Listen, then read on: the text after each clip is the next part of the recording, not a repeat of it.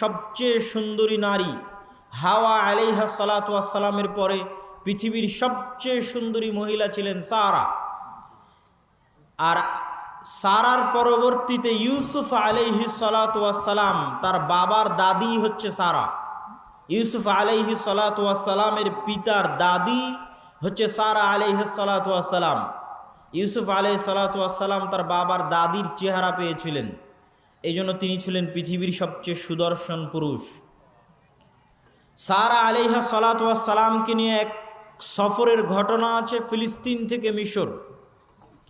ইব্রাহিম আলাইহি সালাতু ওয়াস সালাম যেমন ফিলিস্তিন থেকে মিশর গেছেন, তেমন ফিলিস্তিন থেকে মক্কা এসেছেন। জেরুজালেম, বাংলায় আমরা বলি জেরুজালেম, আরবিতে বলে দারুস সালাম, আর হিব্রুতে ইহুদিরা বলে ইউরুশলাম। আর ইহুদিদের সাথে আমাদের অনেক কিছুতে মিল আছে। হিংসার কারণে তারা আমাদের সহ্য করে না। আমরা যেমন বলি আসসালামু আলাইকুম, তারাও তেমন বলে শালম। শনিবারের দিন সকালে উঠে বলবে সাবাত শালম।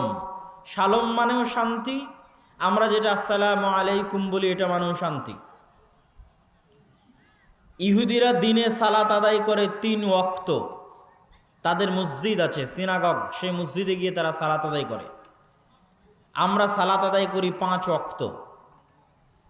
এরকম আরও বহু বিষয় আছে, তাদের সাথে মিল খুঁজে পাবেন, আমি বলবো বক্তব্যের একটা পর্যায়ে গিয়ে।